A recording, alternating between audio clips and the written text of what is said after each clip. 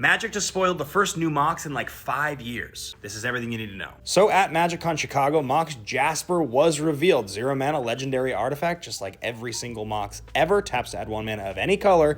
Activate only if you control a dragon. It will also be available in Retro Border, as well as a 1-to-500 serialized version available in Tarkir Dragonstorm. That's the next Magic set that we're getting even before Final Fantasy. Dan Frazier's back doing the artwork. A foil version of this is going to look incredible. Just like Edgar Markov and just like the Aether Spark, this is the headliner. It will be the only serialized card in Dragonstorm. So next question, is it good? So a Mox is a Mox, right? They're pretty much almost always good. Mox Tantalite maybe being the only actual exception. If you are playing a commander deck that has dragons in the deck, this is totally fine, right? But if we're talking about power cards, power formats, how fast can this Mox be relevant? There is only one 1-mana dragon in existence. It's Slumbering Dragon, red for a 3/3 flying dragon. Can't attack or block unless it has 5 or more +1/+1 counters on it. You only get a counter on this thing whenever a creature attacks you or a planeswalker you control. It makes this card very hard to use. However, changelings are also dragons, and there are 3 1-mana changelings. Outcast is black for a 1/1 changeling. It's every creature type, like all of them. Can't block and can't be blocked. Moth Dust Changeling, which is a card I've been trying to use in decks for years. Blue for a 1/1 changeling. Tap an untapped creature you control. Gains flying till end of turn. And finally, Universal Automaton, 1 for a 1/1 changeling. It's just colorless. This is probably the most significant one because it's going to be in any deck. And unlike Mox Amber, that you can actually get like a color of a legendary thing,